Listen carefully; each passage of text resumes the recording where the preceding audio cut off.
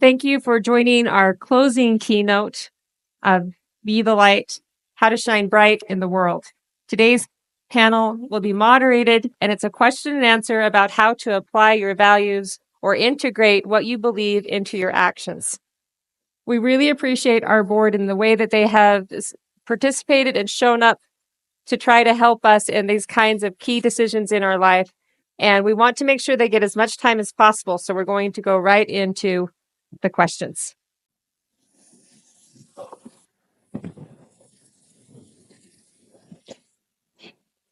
Brother Cawley, our first question is coming to you. Can you claim a belief without action, without doing? Well, I'll have to defer to the Apostle James, who said, "Show me your faith by your works." The controversy in early Christianity about faith and works, and some people advocated that you could be saved by faith alone, and other people advocated that you had to do the work. And that was James's answer: "Show me your faith by your works."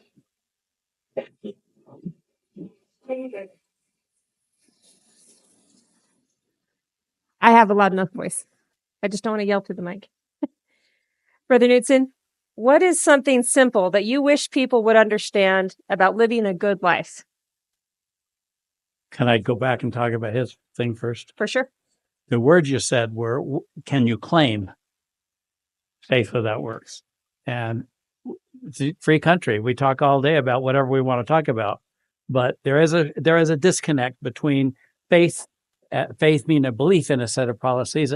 It demands work. You don't get to choose if you believe. You have to work. Okay, back to your question. What is something simple that you wish people understood about living a good life? We've been taught that the first principle of heaven is love. And we've gone over that in great detail lately in some of our churches. And it seems almost too simplistic for us complex humans. But there is nothing more important than to learn to love other people as yourself. That's something you can do. It's totally within your capability. When Moses started this, he says, love your neighbor as yourself. He didn't act like that was not accomplishable.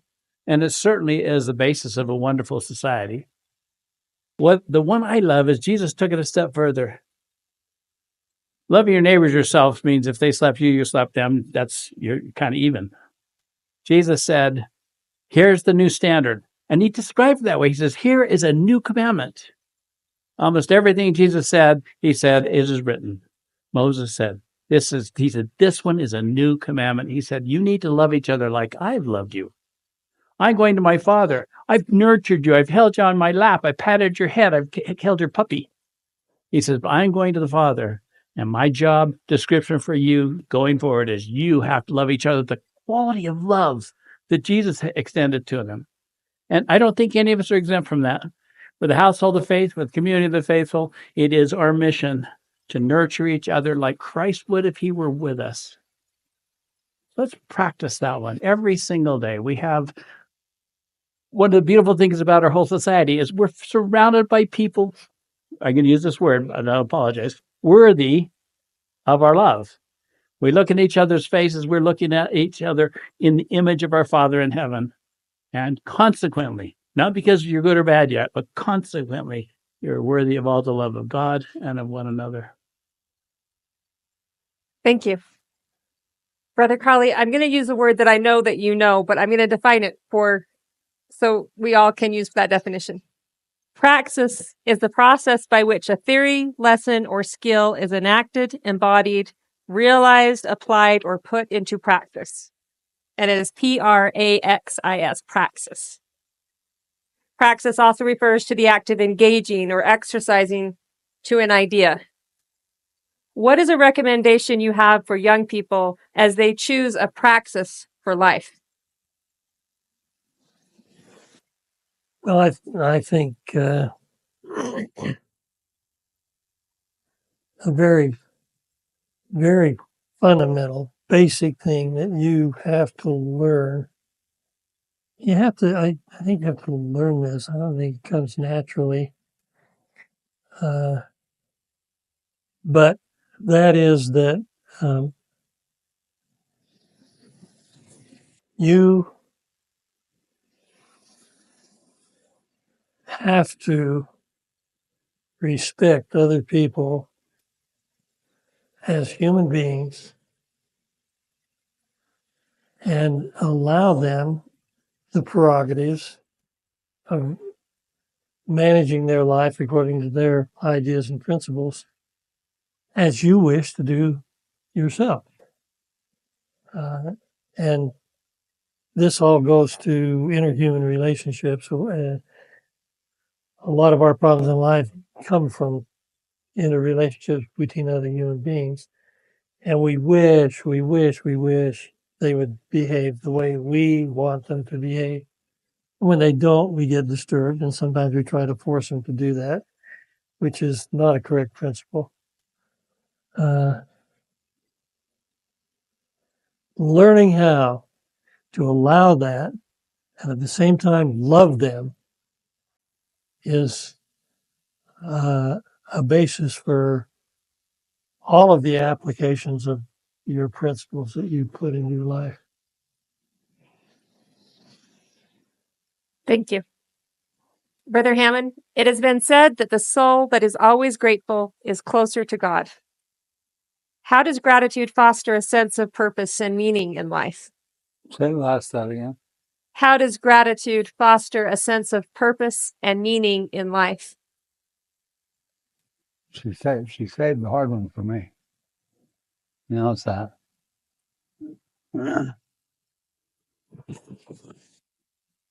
You have to understand gratitude.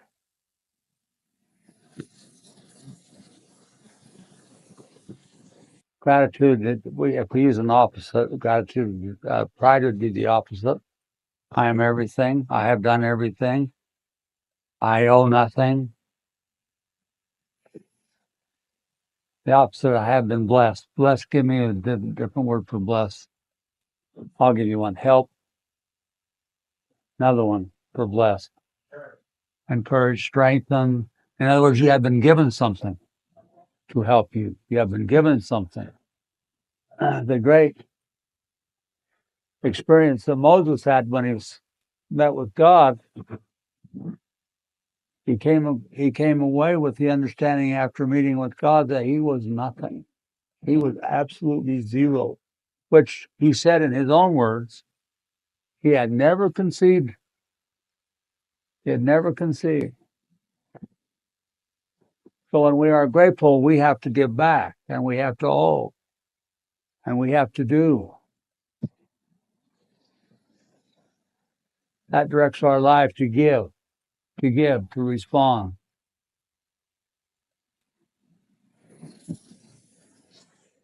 If we are not grateful, we are proud. We've done it all, and no one has done it all, and no one continues to do it all. Thank you. Brother Knudson, God is the source of creation. What are young people creating in their life when they draw close to God? That's the very basis and justification for our existence. We're trying to become like our Holy Father. In his kindness and mercy, he opened up the windows of heaven and let us get a glimpse of his nature and his character. And everyone, as Moses pointed out, everyone that's been there has seen that he is so magnificent, so accomplished, so creative in everything he's done, that we're constrained to try and become like him. If it's just making a loaf of bread or planting a flower, we have to be able to say that I helped create. That's critical. You have to be able to point out the things that you've done. God is such a magnificent being that we thought it was a courageous act for Joseph Smith to say, I've compared myself to God and be able to repent. And if you can't stand the big vision, God created the earth. He planted every flower. He populated the earth with all the animals. Pick one thing and say, today, I'm going to do something godly. I'm going to create something by packaging and organizing the circumstances and materials around us. Got to do it. We fully hope to be able to face our Father in heaven one day. And yes, we're going to come away feeling like Moses did. Unless we have some fruits, unless we have in our hand a sheaf of the things that he wanted. If we can go up and say, hey, here's the set of people. I kept the commandment. We brought forth, multiply, and replenish the earth. And these are also saints in your image. That's when he's going to say, well and faithfully done. That is what I wanted you to do. That's what I tried to do with you. We have to be deeply involved in the process of creation. And by the way, recreation. We have to go to the school of hard knocks, go through, start over, keep doing it. This life is probably almost long enough if we're awake, sober, not without addictions, and every day we get up and try again. Because Rome wasn't built in a day, and the perfect character wasn't. And we're going to stumble and struggle. And it's the plan. Don't fight that part of the plan. Wake up in the morning and say, today I'm going to do better than I did yesterday on purpose. That may have been off subject. Thank you. It was right on. Brother Cawley, I think you referenced this a little bit when you talked about learning to love one another in what they were, not what you wanted them to be.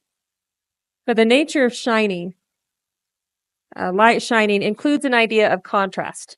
Dark and light, to have or have not, to win or lose. How do young people grow their capability and strength without comparing to another or criticizing or trying to diminish other people's light? Well, that all goes to your self-confidence. That is your adherence to the truth of who you are and understanding who you are and what you are. Your self-image can only be healthy if you love yourself. And we're talking about love here as Jesus taught us to love, not as the general world perceives it, which is essentially a selfish act. But how Jesus taught us to love is an unselfish disposition. And you have to practice principles in your life that you can live with yourself and love yourself. You have, if you do that, good principles, then you have self-confidence in who you are. And then you have the capability to be who you are, regardless of what goes on around you. And then if you have that, people are going to see by your conduct that you're a good person, and they're going to recognize it. You don't have to brag about it yourself. You don't have to put yourself out. Having a broken heart and contrite spirit is a consequence of that. You don't have to worry about what other people say, do, or think. You know that in yourself that you're a person who has the characteristics, and we call them the attributes of God, and you just can then be who you are without trying to conceal stuff that isn't. That's a nice introduction for a further question I have, and I just want to put them together if that's okay. Your will, you've talked about your will being focused on your own thoughts and actions and not on others' behaviors. How do young people exert positive influence or be a positive power in the world without using force, manipulation, or control? Well, of course, force and manipulation and control are all incorrect ways of behaving. And you have to understand that. But I believe that if you are a person of integrity and you know that you are, and you can follow the principles that back that up, you're not going to have to try to exert influence on anybody else, and it doesn't really matter.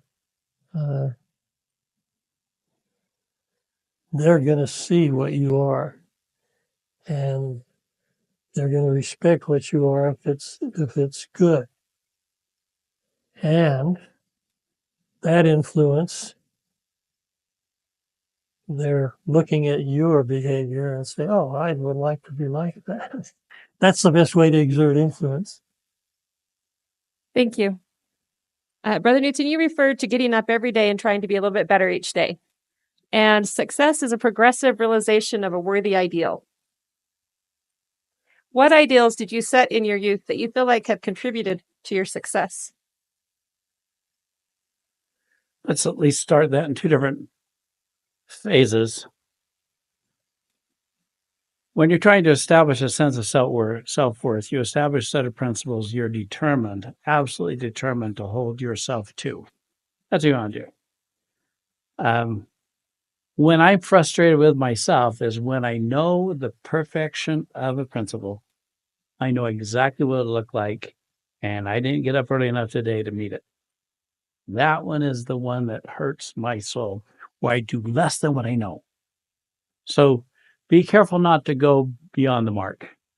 Do the things that your age person should be doing. Do it well, do it perfectly. Tomorrow you'll have another list of things you have to do. Meet today's needs perfectly. Don't overshoot. I often, my single biggest frustration in my life is I know things how they should be and I function less than that. And when I ask God to forgive me, that's very high on my list, that I underfunction based on the things I knew. It impacts all that you do. On the other hand, it's a kind of a whipping point I use on myself that maybe I should be more ignorant. That's a joke. But once I know, I have to rise to the occasion. Our rational minds don't allow us to have a perfect expectation and fall short of it. You have to embrace it. Every day, you want to do better and better. And rather than recriminating about all the things you didn't do yesterday, I get up this morning and I say, today, here's what I can do. And I can do it well. And by tonight, I'm going to apologize to God for falling short of the things that he made sure I knew and didn't. But tomorrow morning, I can get up. It's a beautiful new day. I am going to start again to meet every expectation I have of myself. And I try to stay knowledgeable enough to know how close that resembles what God's expectation is of me. Every morning, start over from scratch. Not full of self-recrimination, but today, here's what we're going to do, and we're going to do it well. Tomorrow, we'll look at our list again, but today we're going to do well. Thank you. With that, not seeing many heads. We only got a couple of smart ones in there. Huh? He's talking about your life.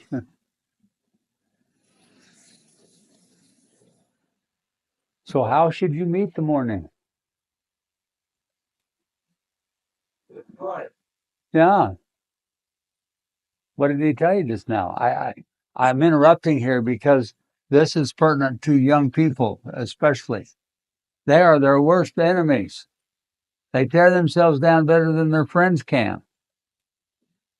Why?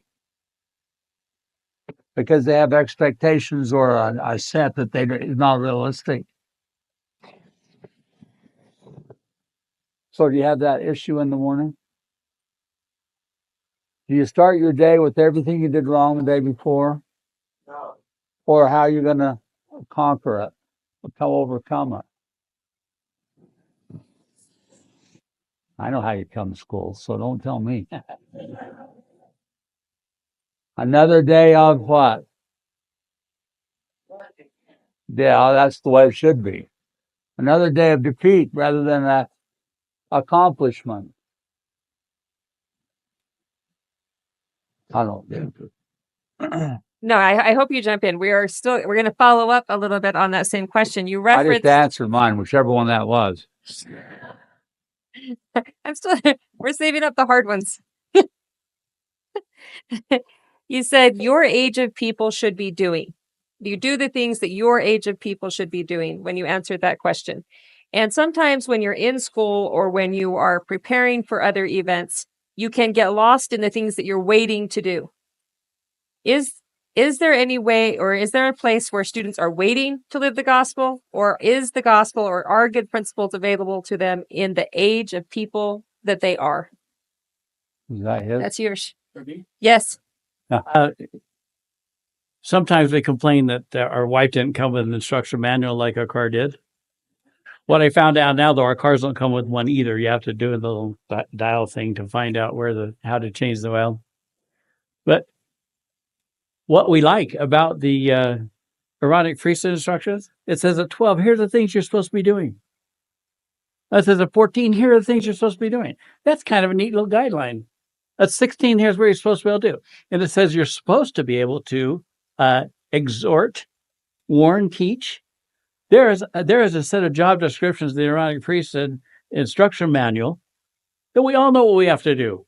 And our job, dear sisters, is to make sure you're not one whit behind them, because when they exhort and warn and expound to you, you better be able to check, or oops, and go over their head. But yes, young people ought to know what they're trying to accomplish. And don't try to be a 25-year-old. Try to be a 12-year-old or an 18-year-old and just be good at it. You know, a beautiful 12-year-old is as beautiful a thing as the lilies of the field. You will stumble if you try to be a 20-year-old if you're 12. Be a 12-year-old. Be a fabulous one. And get ready, organized to be a great 13-year-old when that day comes. Find out. And if you don't know, though, search your heart and find out the things you would like to be. Because you don't have to be a 25-year-old if you're 12, but you can be a perfect 12-year-old. Thank you very much. Brother Cawley, in devotional this morning, Jacob spoke of preaching of Christ, that we preach of Christ. What are the ways young people preach Christ? Well, you should have enough store of knowledge so that you can legitimately preach of Christ. How do you do that? You study the scriptures and listen to the living oracles and accumulate information, things you know. And what the Doctrine and Covenants tells us is that you do that, and then if you're called upon, you can have the Spirit of the Lord bring forth the appropriate things. You don't have that background, you're called upon, there's not much you can do. But preaching Christ is something that you do when you're authorized and called on to do, except the best mode and the most common mode of preaching Christ is in your behavior. If your behavior is Christ-like, people are going to recognize it. And you don't have to talk about it unless they ask. Thank you. Brother Hammond? How can young people make sure their actions reflect their values they say they believe in, especially when it's difficult or uncomfortable? Say that again. How can young No, people... don't talk Knudson to me. Slow it down. Also, this is the most loving way I talk when I talk Knudson. How can young people make sure their actions reflect the values they say they believe in, especially when it's difficult or uncomfortable? Do it. What keeps us from doing it?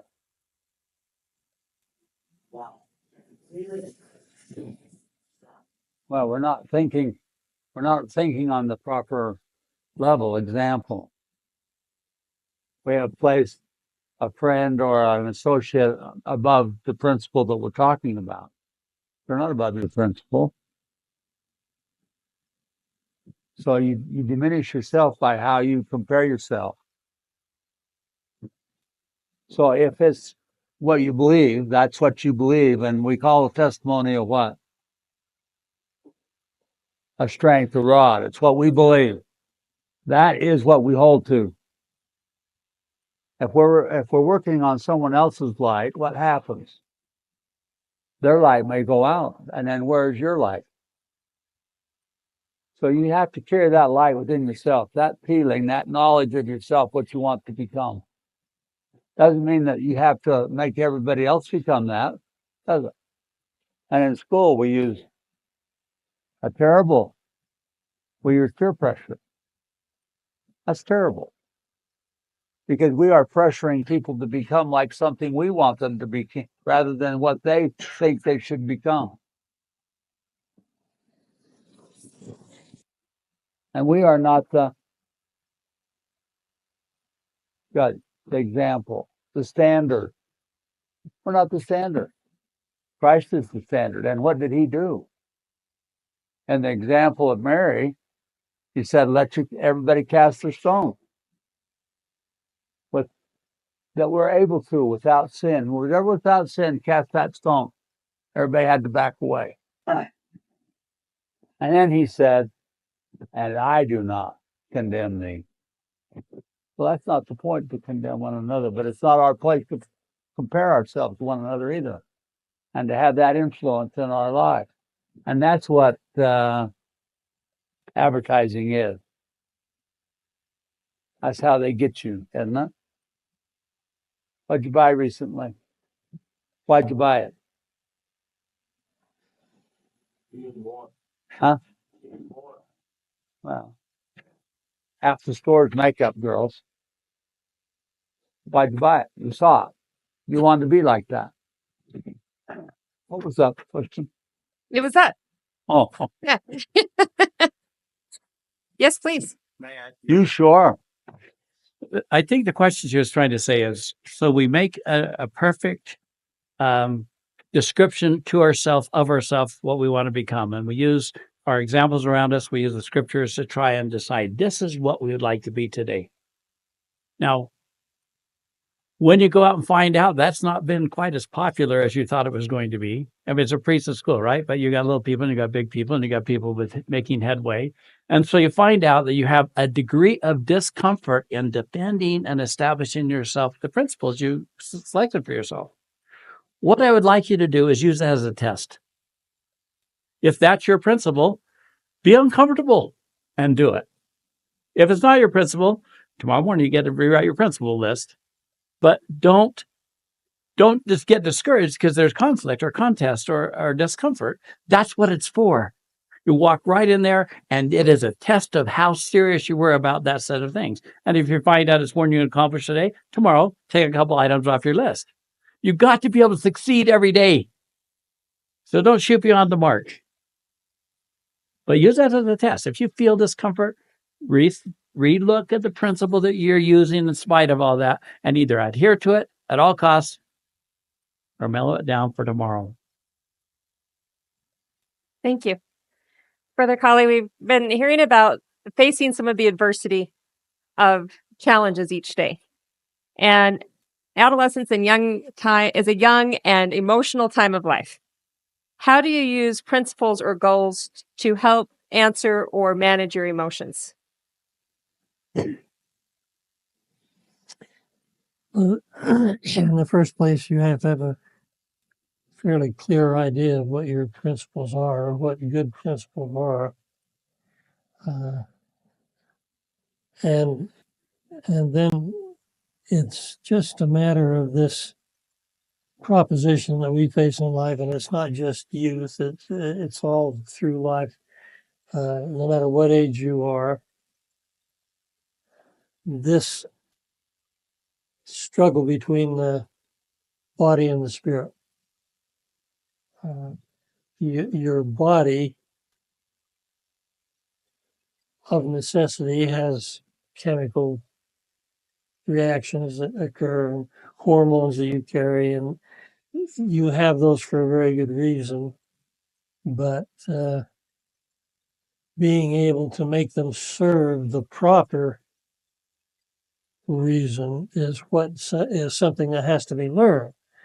And the principles that are correct principles are the guidelines in helping us do that. Every human being confronts this struggle. What are you going to do? Are you going to give full rein to these emotions that come up because of the reactions of your body? If you do, you better be prepared to accept the consequences of that. And a lot of people don't want to do that. And what they do is they get the consequences, but they want to blame it on somebody else instead of on themselves. Or do you want to learn how to exert control over those things? You can't exert control over it if you don't know what the proper channels are to put them in. So learning those proper channels is what we try to teach when we teach ethics and correct principles. Most of them have to do with dealing with other people. And that is a very difficult thing to do. Jesus gave us the fundamental guidelines for that. And there are a number of places where he gives us principles to go by on that. The basic one of as I have loved you, love one another. You've got to understand how Jesus loved. Not look at the practices of men around and say, "Oh, that's love," but how he did it. And if you can do that and come to an understanding, then it gives you a lever that you can control some of these things that might come up that would lead to what dire results. I mean, most of the things that if you don't control those emotions, most of the things that flow from it are things that come back to haunt you in one way or another. So everybody has this struggle.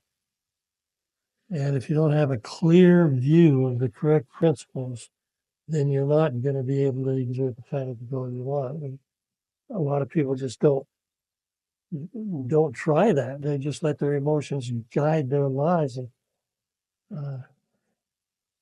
consequences of that kind of behavior are you'll end up with no friends. That a little bit. A skill that I've tried to use is to predetermine those moments and decide in advance how I'm going to address them. And a moment of passion is never the correct time to decide whether you're going to listen to your body or your spirit. That has to be a predetermined thing. If someone slaps you on the cheek, you have had to already decide you were going to turn the other cheek, or you're going to punch them. The moment of passion is not the correct place to make decisions.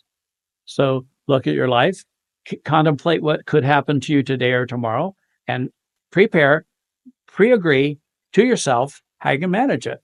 Because the moment of passion is not the correct time to contest between your body and your passions and what you know is the truth.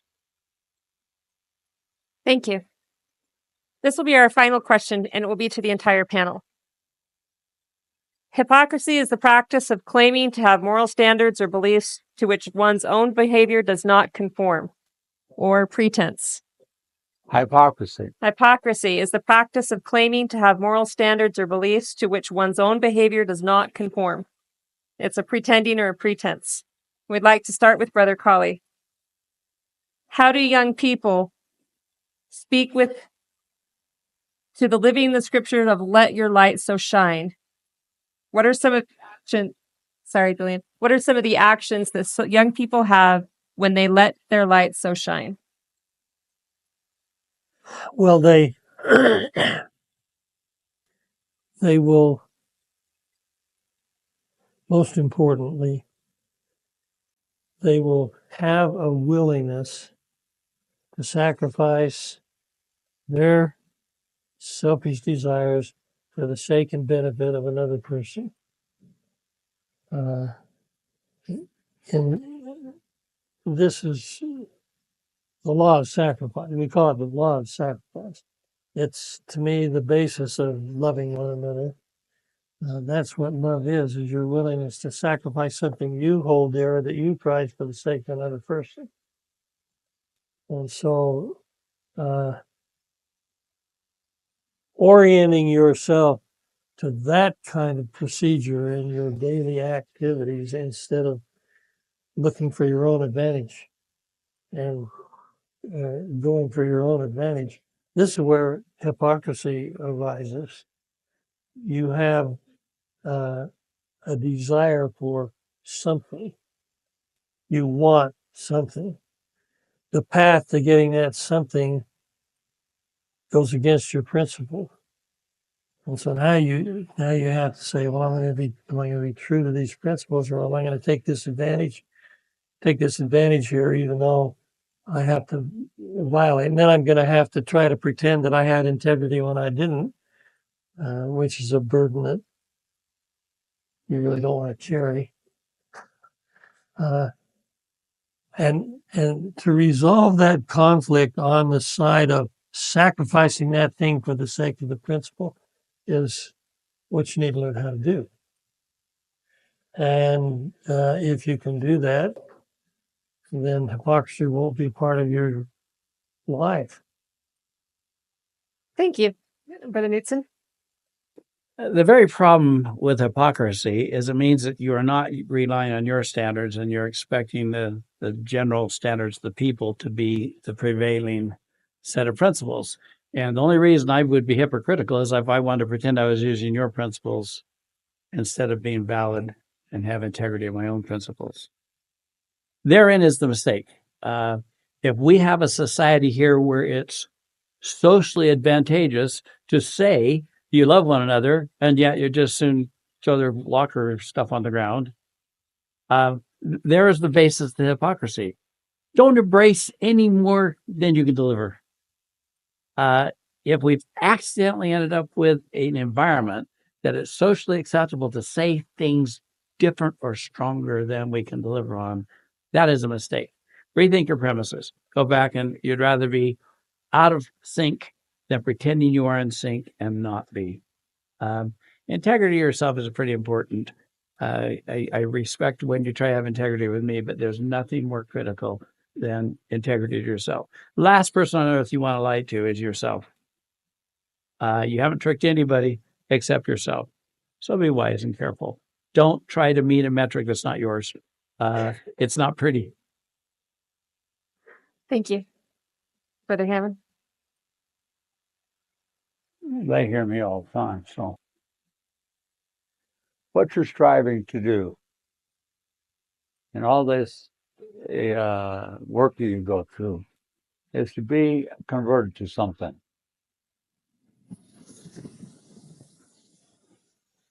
And to live a life that's unconverted is hypocrisy because it's wishy-washy with whatever it is. Being converted is the opposite. Being the light is a person who is converted to it. And then they show that in their action because they are living that. One of the greatest blessings you can do to yourself at this age or any other age is establish these principles into your life and be converted to them. Which ones? Well, they start out really easy. Give me one. Being on time. Very simple, basic premise of life. Being on time is good for a Catholic, a Presbyterian, whatever else, a Mormon, anybody. It's just good to be on time. Give me another one. Be on it. What? Be on it. Be on it. Yeah. Be prepared.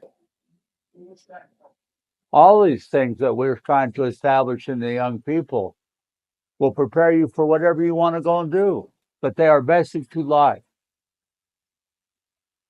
And so being the light is being an example of these, doing them to yourself.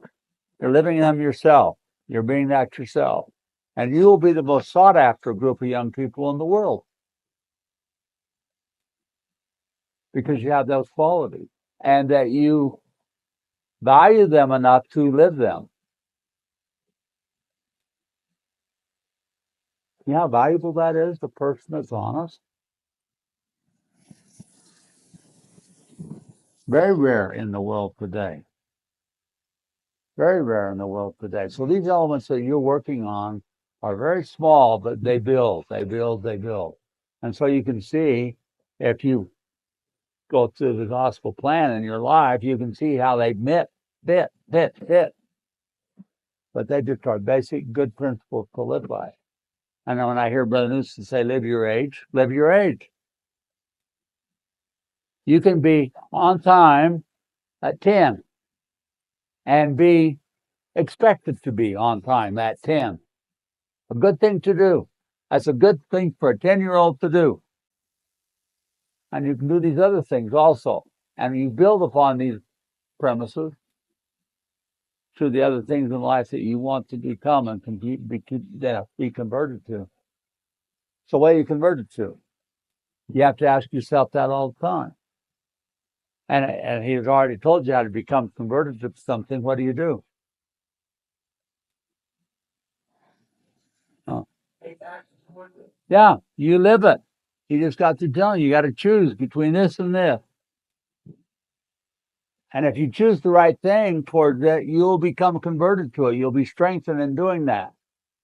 And if you pull away from that, you'll be unconverted to that. But you might put up a shield, face, whatever. So being the light is being converted to those principles. And now they're yours. You're not relying on somebody else. You heard me tell you. I walk in the classroom and it's in disorder. And I grab the closest one to me. And he says to me, what? Well, everybody's doing it. That is the most stupid thing you can say to me. You are the culprit.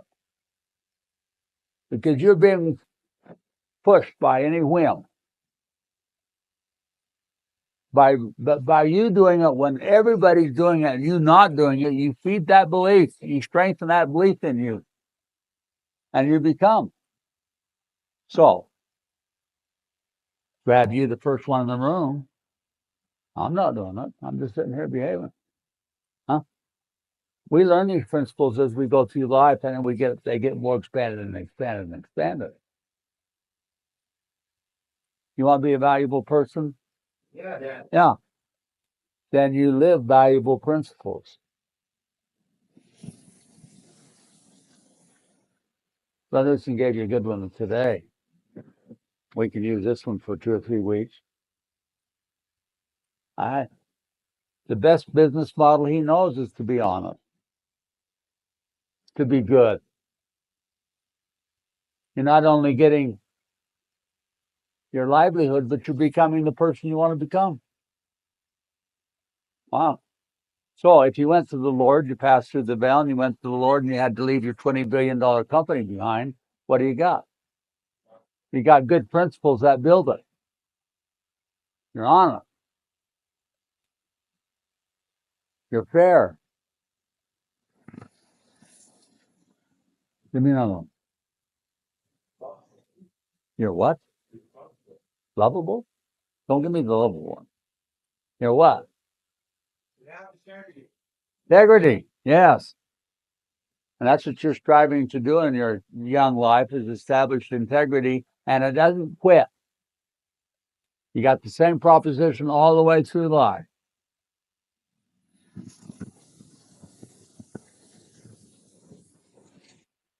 It's really now I'm philosophizing. The most stupid one, not the only stupid, and it's not the most stupid, so I won't say that, but it's stupid to say, I'm 21 now, what can I do?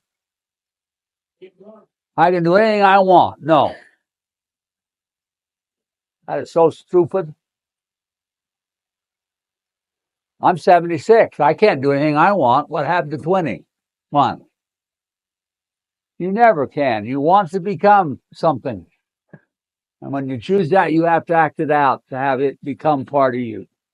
And that's the opposite of hypocrisy. In my father's teachings, one of the worst words that he could call these kids is hypocrites. Professing and then not doing.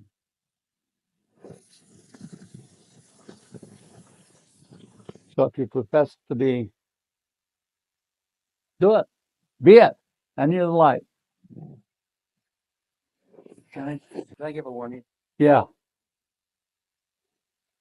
You probably noticed that across the street they put in a new Mormon ward house. Newsflash. They didn't do it to convert Brother Cawley, Brother Hammon, and I. He mentioned you're going to be the most sought after set of young people. They want you. They want you to turn your back on everything President Cawley gave to us in our last breakout session. Be wise, be counselable, and be careful. We'll try and help you manage that. It is designed to take you out of the work. And what will be the trick? One of them. Yeah. Did you hear that? In other words, what he said is, I'm going to offer you a freebie. And then this word that he used, love, we love you. And then, so you know what love is? Yeah. It's a very critical point he brought up. We should have a very enlightened group of young people. And a free, what'd you call it? Was it Pepsi or Coke? Free Pepsi is not a good religion. No, that had something more than that, hadn't you? And I'm going to go through this. They built that out. What did you think it cost? $5 million? Probably. One for 1 million over there. You think they're going to fill it? I do too. With Undecided.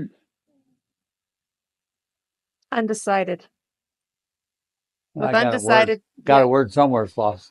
Okay. I go with that one. That was a good one. Yeah.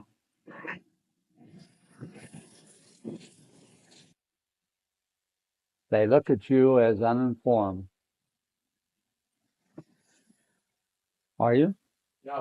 No, you're not. I was just telling Brother Cawley when he got done, he was lamenting about the time he took. I said, don't lament. I said, the story you told is the story that needs to be told over and over and over and over. So don't look at it as the same old thing.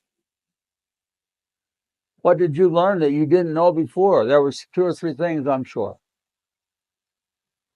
It's not over and over. It is what we need.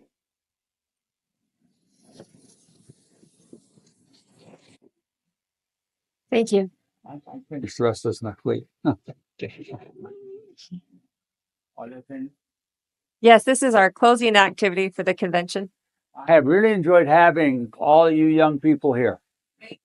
It's been a wonderful event for us. Us as you. You, right? We've enjoyed having the Salt Lake students here. We've enjoyed having Masada here. We've enjoyed having our students. And I've really enjoyed seeing the performance of our young people. They have come up to the mark here and helped us prepare for this. It was done incredibly well. Which means now we can require more of you and do more, can't we? Huh? Don't you know how a teacher works? Huh? That should give you a good feeling to have more required, not less. That's what we're about. So I appreciate you all being here, and the cooperation we've had with our students has been wonderful. Wonderful. Thank you. And our guests. And the mountain, whatever. Huh?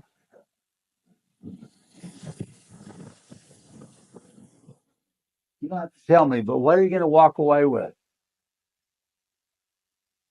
Be the light. Yeah. But you got to determine that's what you're doing as young people. Not be the darkness, by the way. Not just being anything as not the light. And there's a